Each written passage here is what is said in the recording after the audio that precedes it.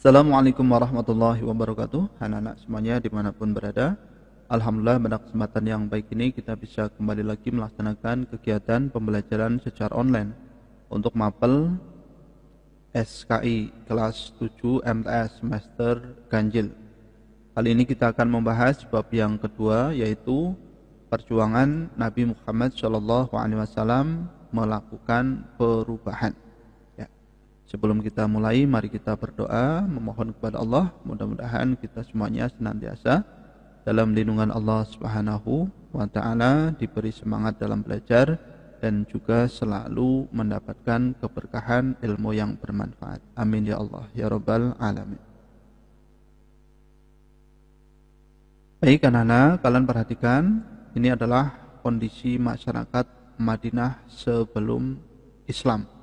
Ya, nanti kita akan membahas kondisi masyarakat Madinah sebelum Islam.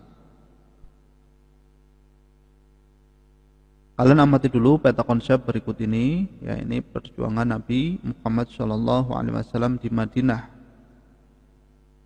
Ini masyarakat Madinah, ada Muslim, Yahudi, Nasrani, dan juga pagan atau penyembah berhala.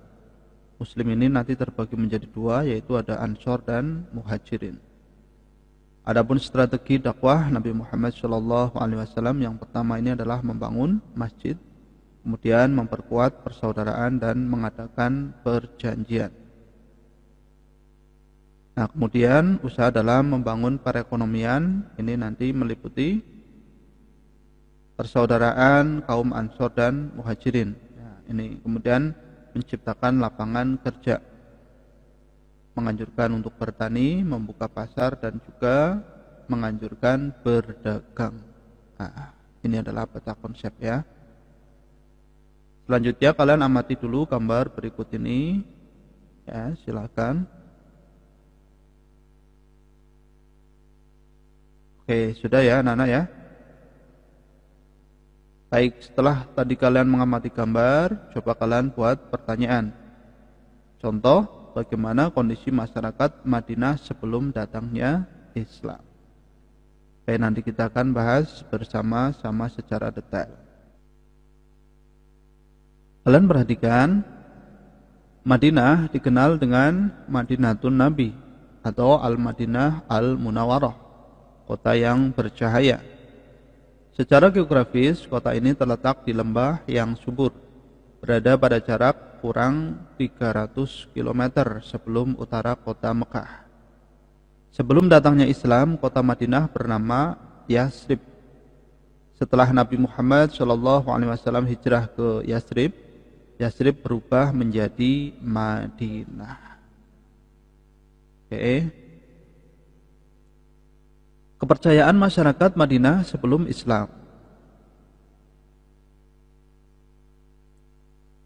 Sebelum kedatangan agama Islam ke Yasrib, masyarakat kota Yasrib telah memiliki agama dan kepercayaan. Agama yang dianut penduduk Yasrib adalah Yahudi dan Nasrani, serta pagan. Secara mayoritas penduduknya memeluk agama Yahudi. Di antara suku-suku bangsa yang menganut agama Yahudi adalah Bani Qainuqa, Bani Nazir, Bani Ghathafan, Bani Quraidah. Keempat suku ini tetap mempertahankan untuk memeluk agama Yahudi walaupun Islam telah tersebar di Madinah. Selain Yahudi, penduduk Yasrib ada yang memeluk agama Nasrani. Penganut agama Nasrani merupakan kelompok minoritas yang berasal dari Bani Najran. Masyarakat Bani Najran memeluk agama Nasrani pada tahun 343 Masehi, ketika kelompok misionaris Kristen dikirimkan oleh Kaisar Romawi ke wilayah tersebut. Mereka untuk menyebarkan agama Nasrani. Ya.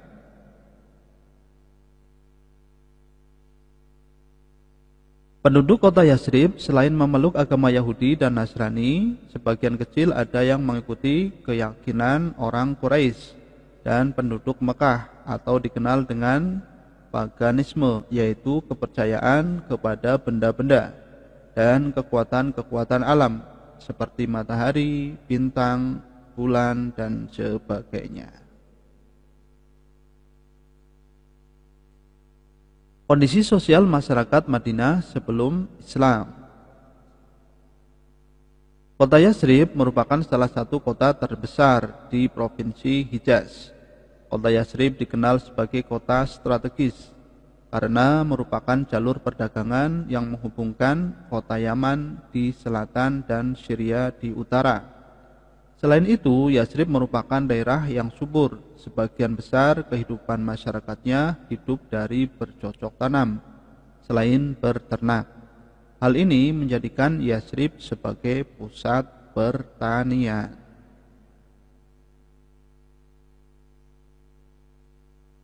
Karena faktor itu, maka banyak penduduknya yang berasal bukan dari wilayah itu. Dalam catatan sejarah diketahui kelompok yang pertama mendiami Yatsrib adalah suku Amalikah. Tidak lama kemudian beberapa golongan Yahudi berhasil menguasai mereka dan akhirnya menetap di Madinah.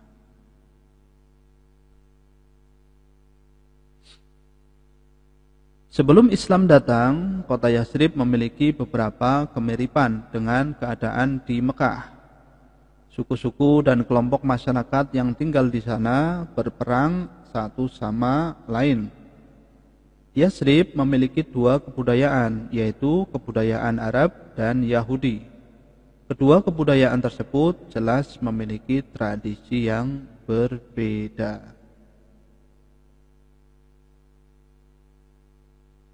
Di Yatsrib terdapat beberapa suku atau kabilah. Di antara kabilah-kabilah yang berada di Yatsrib atau Madinah antara lain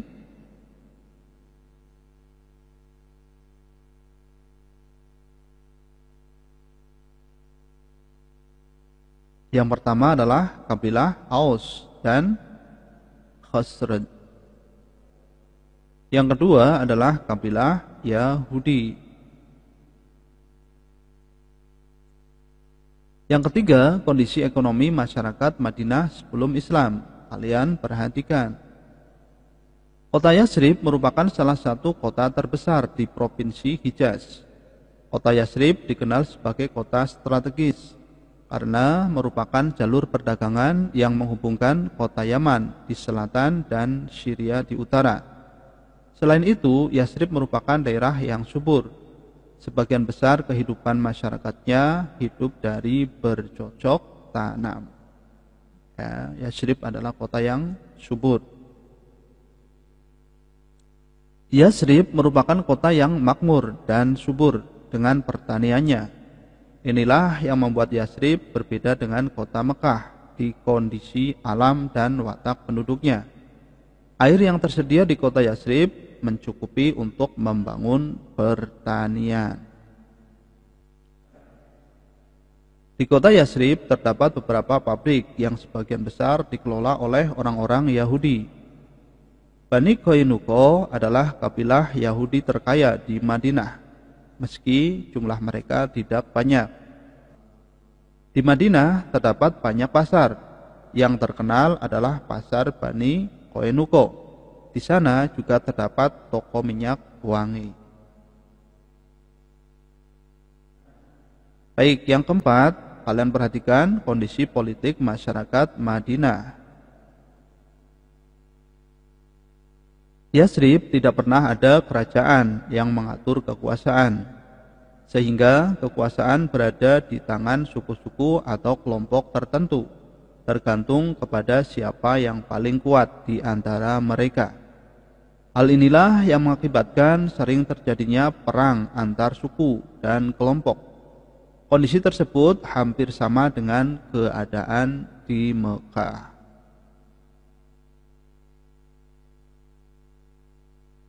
Sebelum bangsa Yahudi datang ke Madinah dan akhirnya menguasai Madinah, suku yang pertama kali tinggal dan menguasai Yatsrib adalah suku Amalikah. Mereka membangun perkampungan dan peradaban. Kemudian setelah bangsa Yahudi datang ke Madinah, mereka menaklukkan suku Amalikoh dan akhirnya menguasai Madinah. Sejarah menyebutkan bahwa orang-orang Masehi atau Kristen di Syam atau Syria sangat membenci orang-orang Yahudi. Mereka menganggap bangsa Yahudi telah menyiksa dan menyalib Isa Al-Masih. Mereka menyerbu Yasrib untuk memerangi orang-orang Yahudi. Dalam penyerbuan tersebut, orang-orang Kristen meminta bantuan suku Aus dan Khazraj.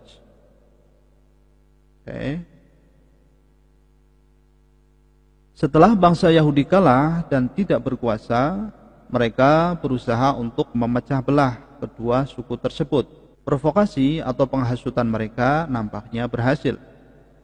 Muncul permusuhan antara kedua kabilah, sehingga terjadi peperangan yang tidak pernah berakhir. Dalam kondisi seperti itu, bangsa Yahudi memiliki peluang untuk memperbesar perdagangan dan kekayaan mereka. Oke, sampai di sini bisa dipahami anak-anak?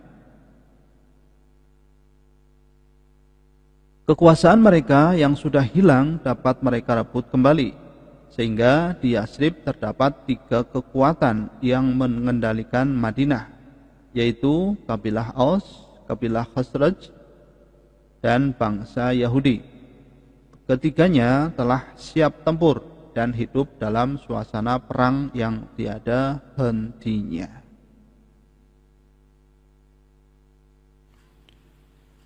Selain perebutan kekuasaan di antara 3 kabilah tersebut, konflik muncul karena adanya perbedaan agama.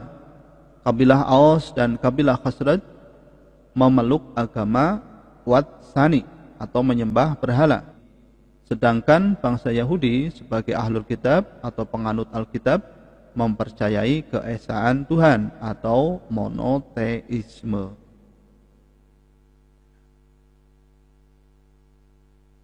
Adanya hubungan sosial yang terjadi antara orang-orang Yahudi yang menetap di Madinah dengan orang-orang Aus dan Khazraj sedikit banyak telah menyebabkan pemikiran keagamaan Yahudi dapat diketahui dan diserap oleh mereka.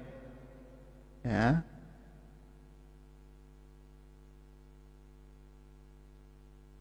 Kemudian keadaan ini menyebabkan kabilah Aus dan Khazraj lebih mudah memahami ajaran keagamaan yang disampaikan oleh Nabi Muhammad SAW dibanding penduduk Mekah. Karena itu orang-orang Yasrib atau Madinah mudah mengerti dan memahami ajaran-ajaran yang disampaikan Nabi Muhammad SAW. Karena ajaran itu menyerupai ajaran-ajaran yang telah mereka dengar dari orang-orang Yahudi. Ya, ini kabilah Aus dan Khazraj karena telah mengenal Yahudi ya yang memiliki ajaran monoteisme, sehingga mereka itu lebih mudah menerima apa yang disampaikan oleh Nabi Muhammad SAW. Karena ajaran itu menyerupai ajaran-ajaran yang telah mereka dengar dari orang-orang Yahudi. Sampai di sini bisa dipahami ya anak-anak?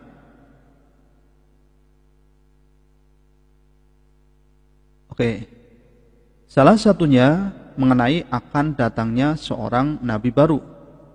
Karena itu, ketika mereka mendengar berita tentang adanya seorang nabi di Mekah, yaitu Nabi Muhammad SAW, mereka dengan cepat menanggapi dan mempercayainya. Dengan alasan itu pula, kemudian mereka meminta Nabi Muhammad SAW untuk pindah atau hijrah ke Yasrib dan menjadi pemimpin bagi kedua kabilah di Yasrib. Baik anak-anak, tadi kita sudah membahas kondisi Madinah sebelum datangnya Islam. Ya. Masyarakatnya ada yang beragama Yahudi, ada yang beragama Nasrani, dan juga ada yang beragama pagan atau menyembah berhala. Baik, setelah kalian tadi mencermati apa yang Pak Guru sampaikan, silakan kalian kerjakan latihan soalnya sebagai berikut. Yang pertama, sebelum bernama kota Madinah, kota ini bernama apa? Nomor 2, penduduk kota Madinah sebelum datangnya Islam menganut ajaran agama apa? Ketiga, jelaskan kondisi geografis kota Madinah. Yang keempat, mengapa orang dari penduduk asing berlomba-lomba untuk masuk ke Madinah? Dan yang kelima, mengapa penduduk Madinah lebih mudah menerima ajaran Islam yang dibawa oleh Rasulullah SAW dibandingkan dengan penduduk Mekah? Ya, silakan kalian kerjakan. Baik anak-anak, demikianlah pembahasan kita hari ini. Semoga kalian bisa memahaminya. Mohon maaf apabila dalam Pak Guru menyampaikan ada kekurangan. Terima kasih. Assalamualaikum warahmatullahi wabarakatuh.